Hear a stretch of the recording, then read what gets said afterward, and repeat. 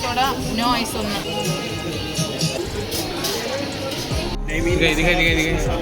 Chicken rice या fish masala एकदम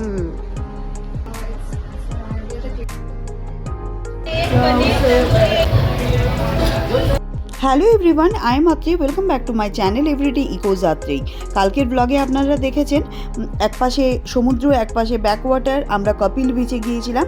এরপরে দুপুর হয়ে গেছে, ওখানে বেশ আনন্দ হলো। এরপরে আমাদের প্রত্যেকেরই ইচ্ছে ছিল কেরালায় যখন এসেছি তখন কেরালার অথেন্টিক লাঞ্চ একটা করার।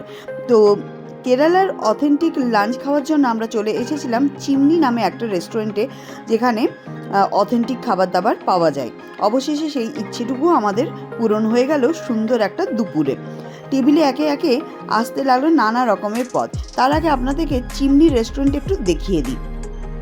এই দেখুন, ভীষণ সুন্দর বোগেনভিলিয়া ছিল। আজ আর ক্রিসমাসের টাইম ছিল, যার জন্য ভিড়ও ছিল বেশ ভালো। আর রেস্টুরেন্টটা বেশ বড় আর ভীষণ সুন্দর সাজানো গোছানো। এই পাশে ওয়েটিং ছিল, আর এই দিকে একটা ছোট্ট জলের ব্যবস্থা করেছিল যেখানে প্রচুর মাছ ছাড়া ছিল। আর এই হচ্ছে ভেতরের দিকে দেখুন লোকজন বসে খাচ্ছে, কিন্তু এখানে আমরা জায়গা পাইনি, আমরা দোতলায় জায়গা পেয়েছিলাম। চারিদিকটা বেশ পরিষ্কার পরিচ্ছন্ন আর খুব সুন্দর। ক্রিসমাস থাকার জন্য আরও বেশি গর্জিয়াস লাগছিল রেস্টুরেন্টটা। চলুন, এই হচ্ছে সিঁড়ি। সিঁড়িতে করে আমরা সোজা ওপরে চলে গেলাম। ওখানে রোদ থাকলেও কি হয়েছে, ওপরে সিলিংটা দেখুন কি সুন্দর। তাল পাতা যে হয় বা ডাব গাছের যে পাতা হয়, নারকেল পাতা দিয়ে পুরো বুনুন করে এত সুন্দরভাবে শীতল পাটির মতন করে পুরো সিলিংটাকে একদম সুন্দরভাবে হচ্ছে কি যে ঘিরে দিয়েছে, যার ফলে ফ্যানের হাওয়াটাও আমাদেরকে ঠান্ডা লাগছিল। এখানে আমরা প্রত্যেকে বসে পড়েছি আর অপেক্ষা করছি কখন খাবার আসবে, কিন্তু খুব একটা বেশি সময় নেয়নি। ওই 20 থেকে 25 মিনিটের মধ্যেই বিভিন্ন রকমের খাবার দাবার আমাদের টেবিলের সামনে চলে এলো। আমরা খাবার খেতে এসেছি। এখানে টিপিক্যাল যে কেরালার খাবার হয় সেই খাবার আজকে আমরা টেস্ট করব। তো তার মধ্যে হচ্ছে রাইস চলে এসছে, যেটাকে বলে পনি রাইস। পনি রাইস, তো এই রাইসের সাথে, এটা বয়েলড রাইস না, বয়েলড রাইস, পনির বয়েলড রাইস। তো পনির বয়েলড রাইসের সাথে এবার খাবো সুরমাইয়া ফিশ, যেটাকে বলে সি ফিশ, আর চিকেন কারি আসছে। স্পাইসি, হয়তো স্পাইসি আছে, বাট খেতে খুব টেস্টি। হালকা স্পাইসি বাট খেতে খুব ভালো, টেস্টি। লাইট স্পাইসি है बट खाने में अच्छा लग रहा है। টেবিলে চলে এসেছে বিভিন্ন রকমের পদ, চিকেন, ফিশ, প্রনস আর কেরালার বিখ্যাত পনির রাইস। আর ফিশের মধ্যে আমরা নিয়েছিলাম সুরমাইয়া ফিশ, যেটা কেরালার খুবই বিখ্যাত। আর প্রতিটা আইটেমই ছিল ভীষণ সুস্বাদু। তার সঙ্গে যে ডাল দেওয়া হয়েছিল সেটাও ছিল একেবারে দারুণ, হালকা অথচ স্বাদে ভরপুর। অনেকেই ভাবেন নারকেল তেলের রান্না হয়তো স্বাদ একটু আলাদা লাগবে, কিন্তু এখানে ঠিক তার উল্টোটাই হয়েছিল। নারকেল তেলের হালকা ঘ্রাণ আর মশলার মিশ্রণে খাবারগুলো এতটাই ভালো লেগেছিল যে বারবার নিতে ইচ্ছে করছিল। প্রতিটা কামড়ে কেরালার নিজস্ব রান্নার ছোঁয়া স্পষ্ট বোঝা যাচ্ছে। আপনারাও চিমনিতে এসে খাবার খেতে পারেন যদি অথেন্টিক কেরালা খাবার মানে খেতে ইচ্ছে হয়। এখানে থালিও পাওয়া যায়, কিন্তু আমাদের একটু লেট হয়ে যেতে আমরা থালি পাইনি, তাই আমাদেরকে আলাকাটে নিতে হয়েছে। কিন্তু খাবারগুলো খুব টেস্টি, কোয়ালিটিও ভালো, কোয়ান্টিটিও ভালো। ये हम मेरी दो चुन्नू मुन्नू, ये मेरी दो चुन्नू मुन्नू है, जानते हैं? ये एक चुन्नू मुन्नू और ये मेरी और एक चुन्नू मुन्नू। चलिए, हम लोग का खाना वाना हो गया है। यहाँ पे चिमनी का खाना बहुत अच्छा था। कैसा था सर? दादा, ये चिमनी का खाना कैसा था बोलो? ये चुन्नू मुन्नू, ये और दो चुन्नू मुन्नू है।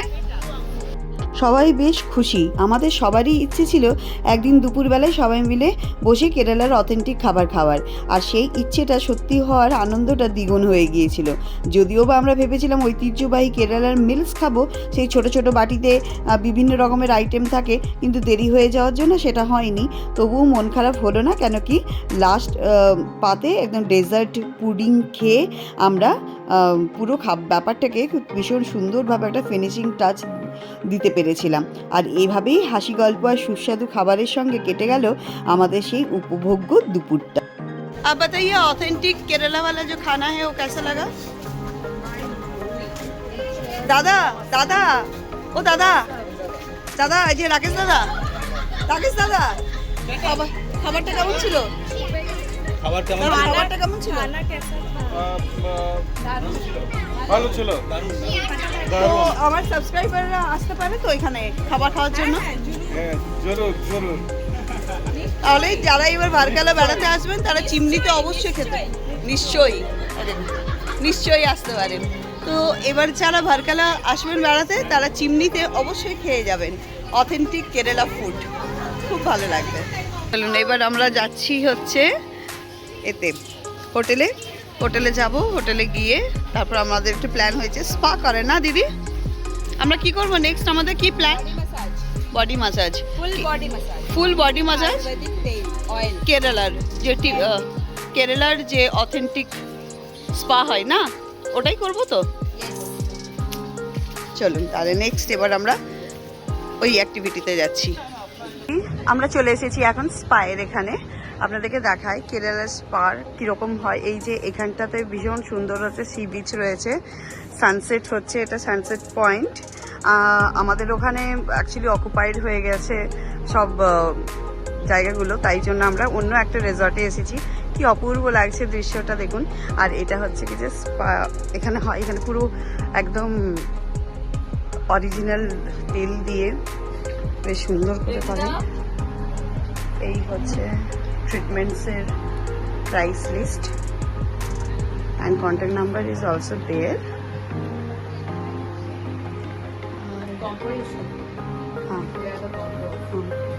অ্যান্ড কম্বোজ আর হিয়ার, আপনারা এখানে কম্বোজও দেখে নিতে পারেন অ্যান্ড চার্জেস ইজ দেয়ার।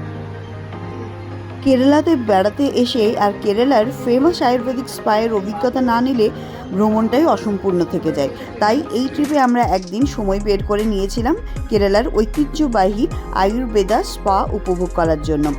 শুরু থেকেই পরিবেশটা ছিল খুবই শান্ত আর মনোরম, নরম আলো, হালকা সুগন্ধ আর প্রশান্ত সঙ্গীত, মানে সব মিলিয়ে মনটা এমনিতেই শান্ত হয়ে যাচ্ছিল। এখানেই হচ্ছে ওই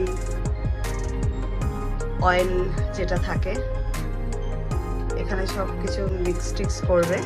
এখানে স্টোভ রয়েছে একদম গরম অয়েলের সাথে, ভীষণ সুন্দরভাবে এটা করে দেয়। এখানে এই সমস্ত জিনিস আছে, খুব ভালো সেটা। বাকি আর আমি এখন দেখাতে পারবো না। Here one more setup. This is also very nice. দেখলেন আপনারা কেমন হয়? তো খুব ভালো, খুব সুন্দর মনে হচ্ছে ভেতরে সমস্ত কিছু। আর একটা বেশ আয়ুর্বেদিক যে অ্যারোমার স্মেল হয়, সেই স্মেলটা পাচ্ছি, সেটাতে আরও বেশি ভালো লাগছে। চলুন তাহলে আমরা স্টার্ট করি, ঠিক আছে? আচ্ছা, আমাদের চার্জটা নিয়েছে, যেটা 1800 ছিল, ডিসকাউন্ট দিয়ে 1650, মানে 1650 টাকা করে স্পায়ের দিয়েছে। Full body massage head to toe, ঠিক আছে, আয়ুর্বেদা তেলে। This is Maruvenna oil, Ayurvedic না? এরপর শুরু হলো head to toe Ayurvedic massage. উষ্ণ আয়ুর্বেদিক তেল দিয়ে ধীরে ধীরে মাসাজ করায় শরীরের প্রতিটা কোষ যেন নতুন করে প্রাণ ফিরে পাচ্ছিল।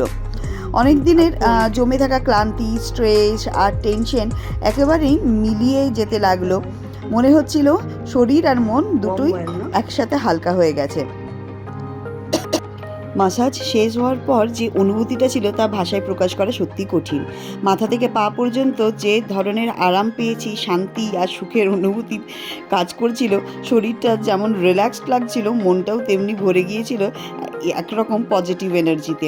এই আয়ুর্বেদিক স্পা এক কথায় অসাধারণ অভিজ্ঞতা। আর কেরালার এটা তো ভীষণই ফেমাস। কেরালার ভ্রমণে এটা ছিল আমাদের জন্য একেবারে পারফেক্ট রিল্যাক্সেশন থেরাপি। সত্যি খুব উপভোগ করেছি। আর এই শান্ত আর সুখের অনুভূতিটা অনেক দিন পর্যন্ত মনে গেঁথে থাকবে। আমি এবং আমার দিদি। তো আপনারা যারা ভারকালা আসবেন তারা এখানকার ডিটেলস আমি সমস্ত কিছু ডেসক্রিপশন বক্সে দিয়ে দেবো, আপনারা ট্রাই করতে পারেন। এখানে একদম অথেন্টিক আর খুব কেয়ারফুলি সব কিছু খুব সেফটি মেনে কাজ করে, খুব ভালো, মানে কোথাও কোনো অসুবিধা হয়নি আমাদের, আশা করি আপনাদেরও হবে না। চলুন তাহলে এখন বাড়ি যাই। कैसा लगा आप लोगों को? It was nice after 3 days of walking everywhere. So this we were looking for, and we were needed, very much needed, and we got this service. Yeah, very nice. Thank you. এরপরে fresh হয়ে আমরা বেরোলাম ক্লিফে খাবার খেতে।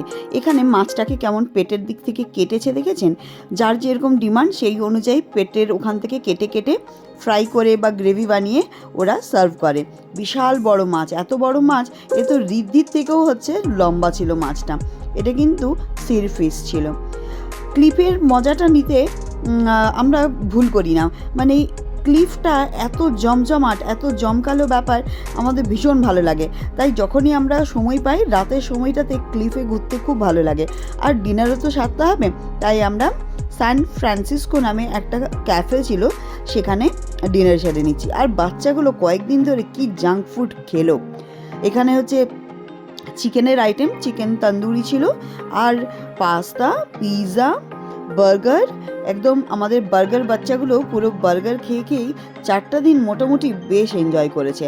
আর Christmas থাকায় এত জমজমাট, এত সুন্দর ছিল। এই হচ্ছে সান ফ্রান্সিসকো ক্যাফেটা।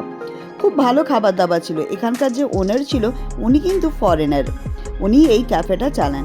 বিশাল বড় ক্যাফে, আর খাবার দাবারও ওনার বেশ ভালো ছিল, খুব জমজমাট। আর এই যে ক্লিফ বরাবর লোক হেঁটে যাচ্ছে 12টা, 12:30, 1টা পর্যন্ত।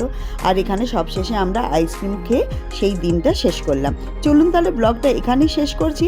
দেখা হবে আবার নতুন ব্লগের সাথে। এই ব্লগটা ভালো লাগলে একটা লাইক, শেয়ার, সাবস্ক্রাইব আর অবশ্যই কিন্তু কমেন্ট করতে ভুল করবেন না। চলুন আজকের রাতে এখানেই শেষ করলাম। আবার কালকে গন্তব্য অন্য জায়গায়।